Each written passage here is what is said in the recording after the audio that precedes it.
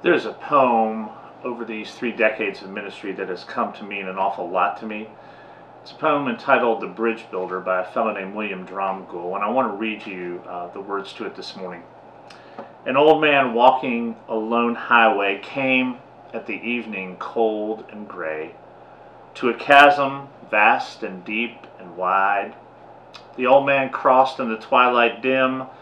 The swelling stream held no fear for him, but he turned when safe on the other side and built a bridge to span the tide.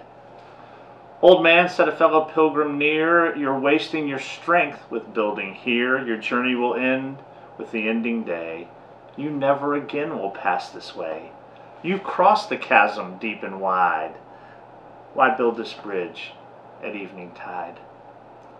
The builder lifted his old gray head. "Good friend, in the path I've come," he said, "there followed after me today a youth whose feet must pass this way. The chasm that has been nothing to me, to that fair-haired youth may a pitfall be. He too must cross in the twilight dim. Good friend, I'm building a bridge for him." This Advent season means a lot of different things for a lot of different people.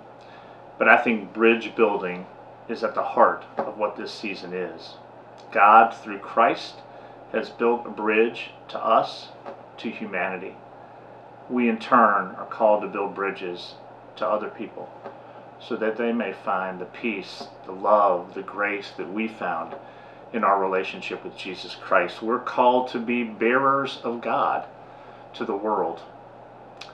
The Catholic Church several centuries ago bestowed upon Mary, the mother of Jesus, the title of Theotokos, which is basically translated the bearer of God.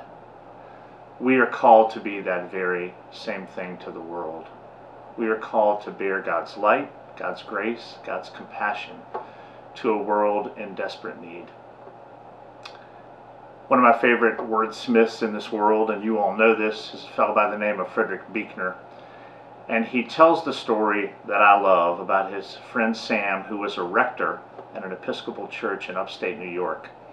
The annual Christmas pageant had been rehearsed. The day had come. The pageant started. It was, of course, organized chaos, and maybe not all that organized, to be honest with you. The children filed in. They were up on risers and on steps in the church. Finally, Mary and Joseph came in bearing Jesus and came down front, and there was a little girl off to the side, 9 years old, as Sam tells it, and fairly small, and she couldn't see what was happening near the chancel area, especially when Jesus came to the chancel area.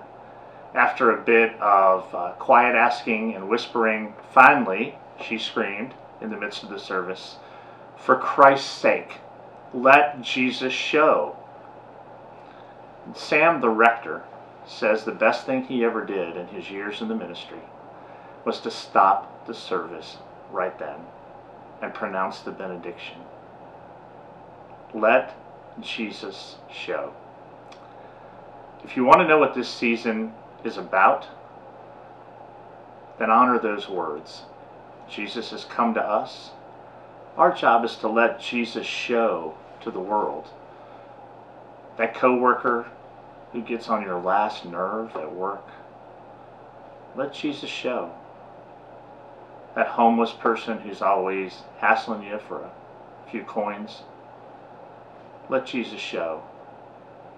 Your loved ones who really just want a little more of your time, probably, or maybe for some kind words, let Jesus show.